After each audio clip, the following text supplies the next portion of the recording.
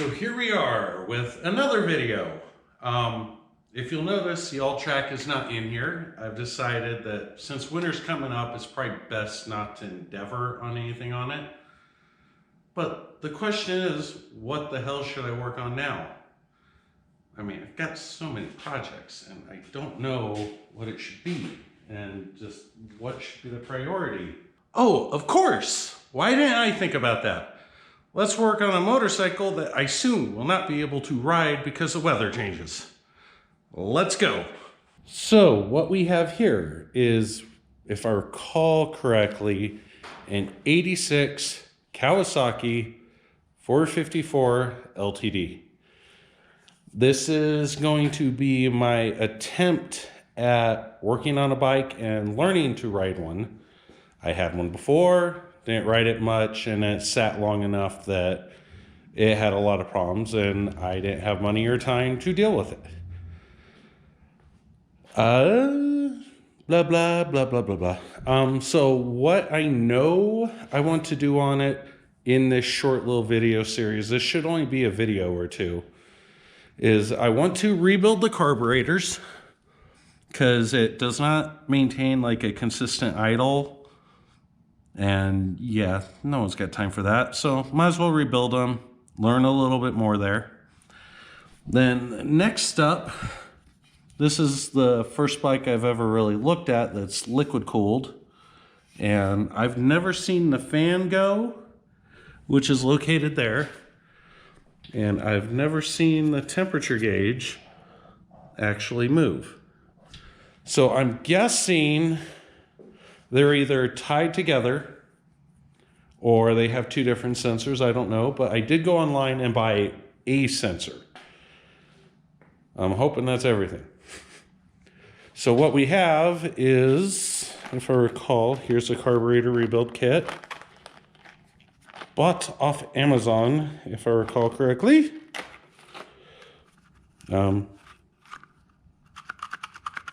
Unboxing time. Because I don't know what's in here. I'm guessing it's the temperature sensor, but let's find out. Ta-da! Yeah. And let's get my screen back. Here we go. I don't think that sensor is going to control both, but you know, we'll find out because I really have no idea what the hell I'm doing with this thing. Long run, I know that I'm going to paint it, at least paint this, and I really just want to kind of cut all this part off and make it a little more bobberish. I also plan on putting the stock handlebars back on.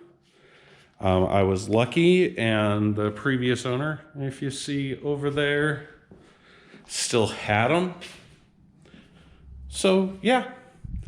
I will be reinstalling those, probably blacking them out.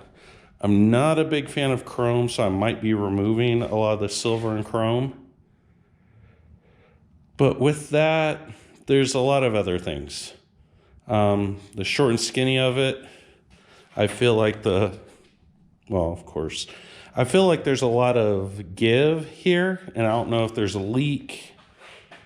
And anyway, I can keep going. Like, I know there's a lot of little nuances, but for this little segment, my main focus is going to be rebuild the carburetor, replace the sensor.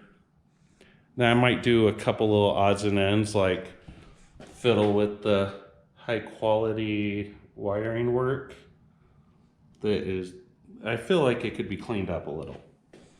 I mean, come on. This was just kind of crammed under the seat.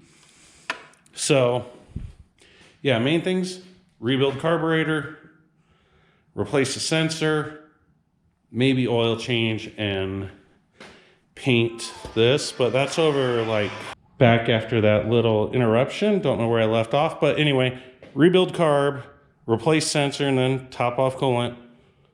Probably at least paint this. And that will probably be the extent of this video's stuff because I've got other things to work on, but I feel like I've neglected this. Enough rambling, let's get going.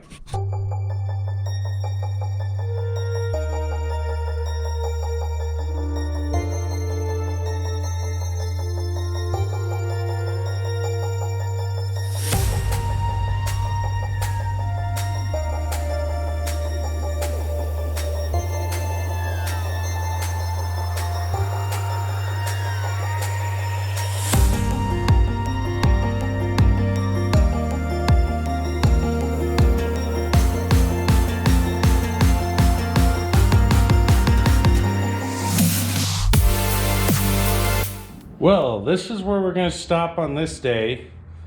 As with any project, bike, car, person, there's always more wrong than what you think. First off, you see this big hole right here. I can almost fist it. Yeah, this is the air cleaner box. It had a huge ass freaking hole right here. So I'm guessing I'm going to be removing that and seeing if I can get little filters, just little individual filters to fit on there. Also, this is from a distance, but this battery is a little older, maybe, whatever, but the plastic has a chunk, like it was just set up against something and rubbed or heated or whatever. So I'm probably gonna have to replace that too. But anyway, we will be back with more dismantling because I can't get the freaking carburetors off. I've got big hands. So getting into the throttle cables around here is a huge pain in my ass. So yeah, we'll see how tomorrow goes. Let's see if I can actually get the carburetor out this little time-lapse session.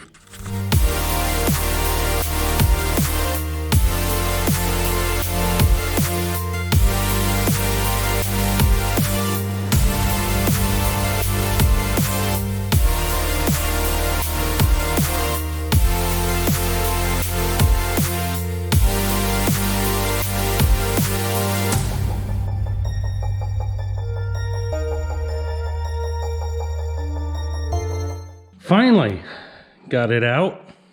Ended up having to look it up, and as you saw towards the tail end, maybe, I'm not sure, which way did this go? I think it went like oriented that way.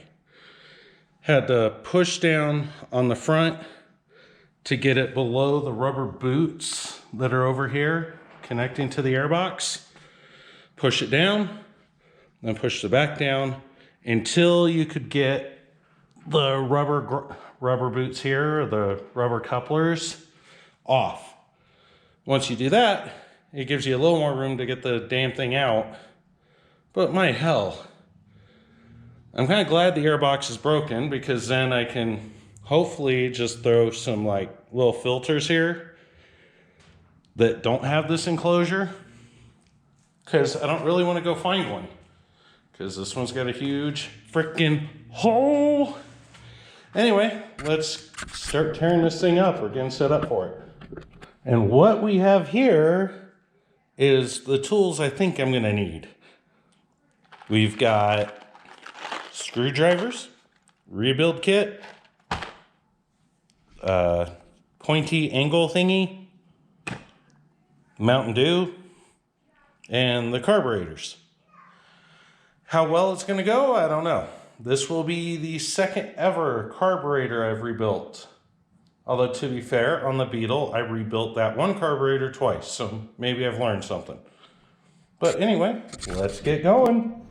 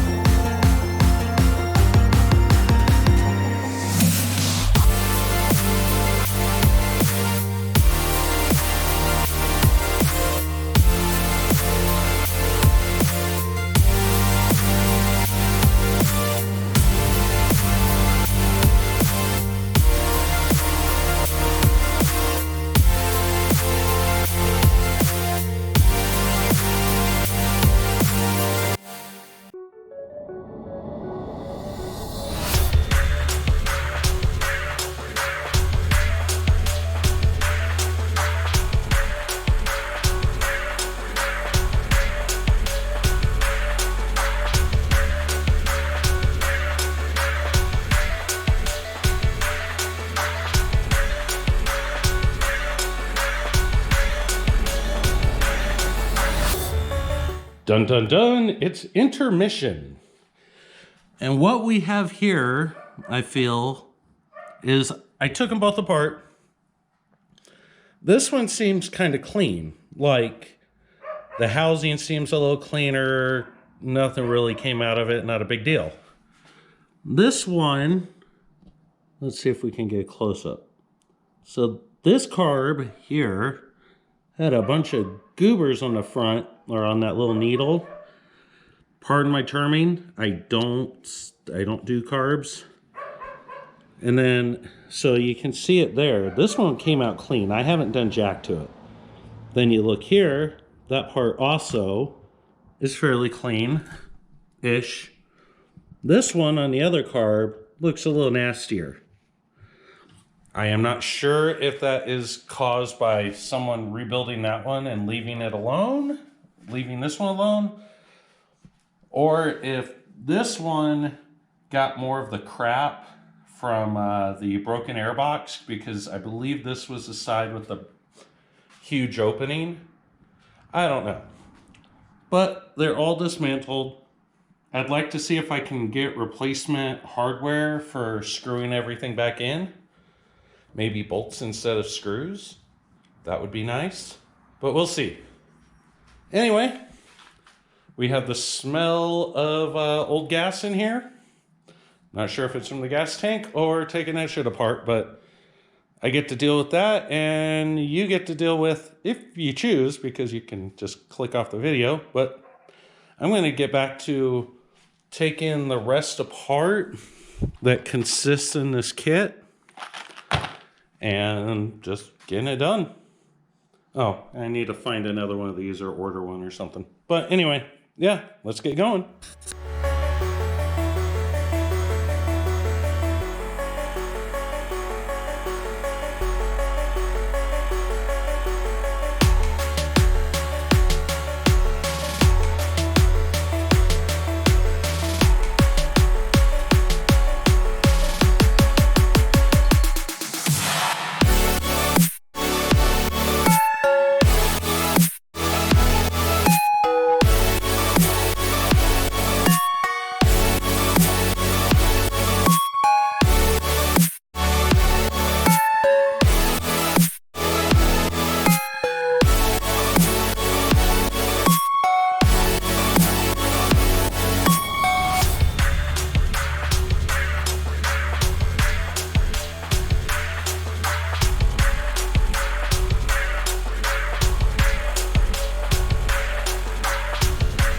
We're back again with another day. I believe I have the carburetor fully assembled. Who's to say if I did it right? I did figure out, I think. So from the whole kit, had 2 O-rings left. And I think they were needle related under here.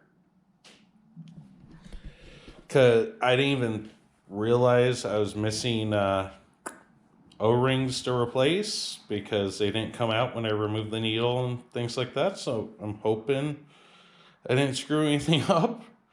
We'll find out.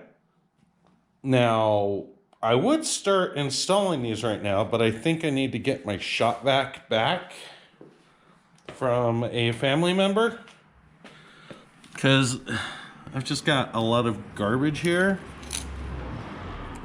I feel like it'd be a good idea to clean this up. We've got old hoses, things like that to probably replace.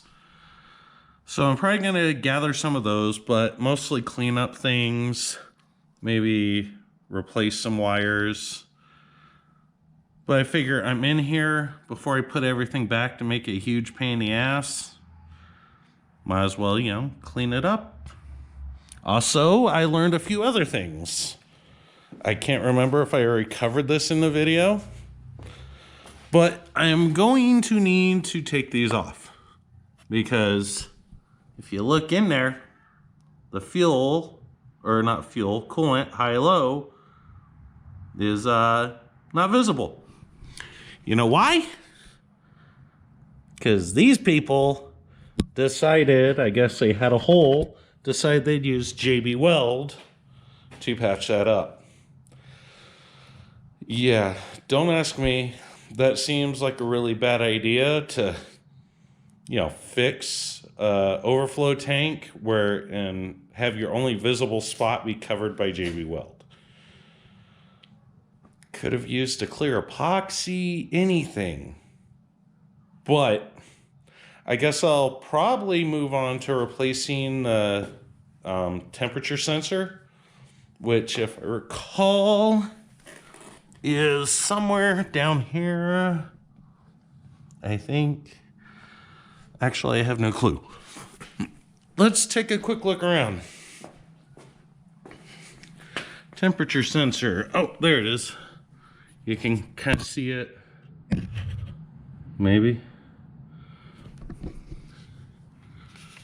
Yeah, right there. See my finger? It's right there. So I'm going to replace that. Find out how much coolant is in here, if any. It made some tapping noises. I'm not sure if it was, valve related issue or something. And I don't know motorcycles, so we'll figure it out. But yeah, so we're going to go to some time lapse, probably a little bit of overflow and clean up, and hoping soon my air filters will be in. I got some cone filters to go on each carb because the air box is broken anyway. So why not throw a performance mod on there? I'm still not quite sure what I should do for this. I'm guessing this is a breather, so I might end up just getting a little baby filter. My only problem is there's not a whole lot of space right there, but I imagine a filter would fit on there. So yeah, we'll clean that up too. Anyway, yeah, let's figure out what the hell I'm going to work on, and you'll see the time lapse. Let's go.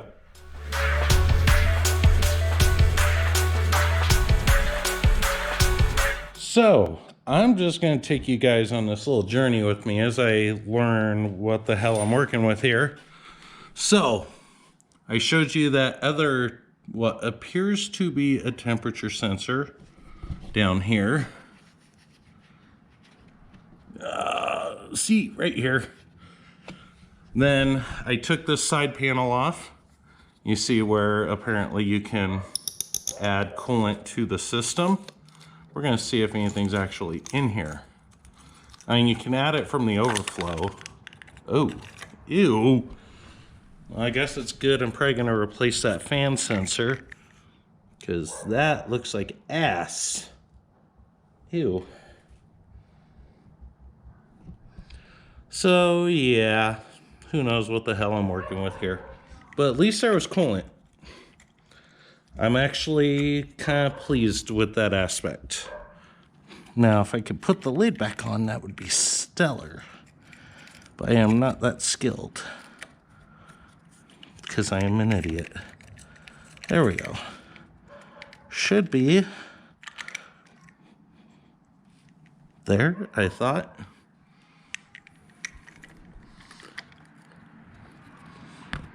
Ah, there we go. So, we have coolant. Looks like shit. The symptoms we have is I've never seen the fan turn on, and I've never seen this gauge here work to give me the actual temperature. Problem is, now I am not completely sure which sensor I bought, because what I am guessing is this sensor is going to be for the gauge itself. As with like most cars, you have a temp sensor near the engine or whatever off the radiator. And then at least on the Toyotas, for a fan switch, they have a sensor on the radiator. So I am going to guess that is what I'm doing. Or I'm going to guess that's how they're organized, but I'm going to have to look at what I ordered to find out if that is a fan switch or an actual like temperature gauge related sensor, because I don't think the box had anything useful. Nothing useful. An arbitrary part number of SR112. Who knows? But yeah, I'm going to go look that up real quick. And I'm also going to probably get all this gunk out. So yeah, I guess let's get back to more time lapsing.